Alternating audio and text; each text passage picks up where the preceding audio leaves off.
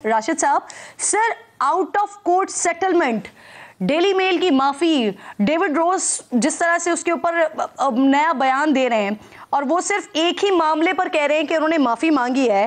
सारी सिचुएशन को किस तरह से देख रहे हैं? जी बहुत शुक्रिया। उसमें बेसिकली इसमें अगर हम देखें तो 5 फरवरी 2021 की हियरिंग जो मीनिंग हियरिंग है वो बड़ी अहम है, जिसमें कोर्ट ने चेस 1 पे कहा था कि चेस 1 पे इस केस को कंटिन्यू करेंगे, जो कि हाईएस्ट लेवल ऑफ डेफेमेशन है। अब उसके बाद डेली मेल पे बारे सबूत था कि वो ऐसी सब्सटेंशियल एविडेंस कोर्ट में जमा करवाएं जिसकी बेस पे अपना केस जीत सकें। उसमें जो उस वक्त के डेली मेल के वहां पे क्यूसी मिस्टर एंड्रियो जो थे वो वहां पे कोर्ट में थे। उन्होंने ये कहा कि हमारे पास बहुत ज्यादा सब्सटेंशियल एविडेंस नहीं है, कोर्ट को ये कहा था, और वो अपने क्लाइंट को ये एडवाइस करना चाहते हैं या एडवाइस लेना चाहते हैं कि वो इस केस को प्रोसीड करें या ना करें। इस हवाले से बाद में तकरीबन 9 दफा टाइम एक्सटेंशन की एप्लीकेशन की गई डेली मेल की तरफ से।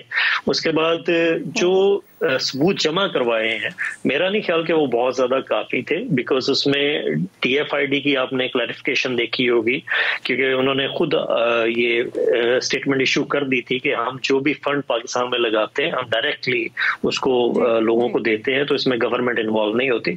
उसके बाद केस बहुत हद तक डेली मेल की तरफ से जो केस था वो बहुत हद तक वीक था। शहबाज शरीफ साहब का केस स्ट्रांग था।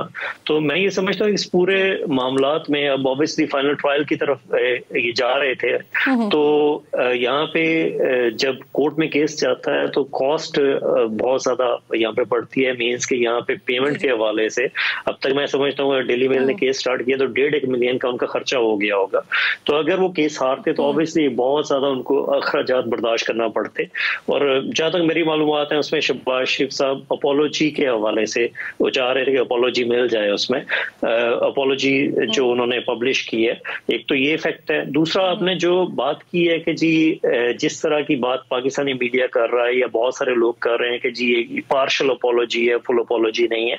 लेकिन इसमें यहाँ पे अगर पूरा आर्टिकल विड्रॉ कर लिया गया है तो मैं ये समझता हूँ ये एक किस्म की फुल अपोलॉजी है। वर्डिंग के ऊपर बेस करना कि जी नैब के हवाले से सिर्फ अपोलॉजी की गई है या पार्शल को केस है, केस पेंडिंग नहीं है, पूरा आर्टिकल विड्रॉ कर लिया गया। बल्कि उसके आगे डेली मेल ने ये भी कहा है आप ये कह रहे हैं कि अगर बुनियादी मामले पर माफी मांग ली गई है, आर्टिकल ही विड्रॉ कर लिया गया है, तो फिर बाकी जो इल्जामात है उस पर फर्दन माफी मांगने की जरूरत नहीं है, आप ये कह रहे हैं? मैं नहीं समझता कि उस पर फर्दन माफी मांगने की जरूरत है। उसमें एक एग्रीमेंट दोनों पार्टीज का आपस में हो गया जिसके बेस पे शहबाज शरीफ साहब ने अपना केस विड्रॉ कर लिया है, उसको कंटिन्यू नहीं करना चाहते।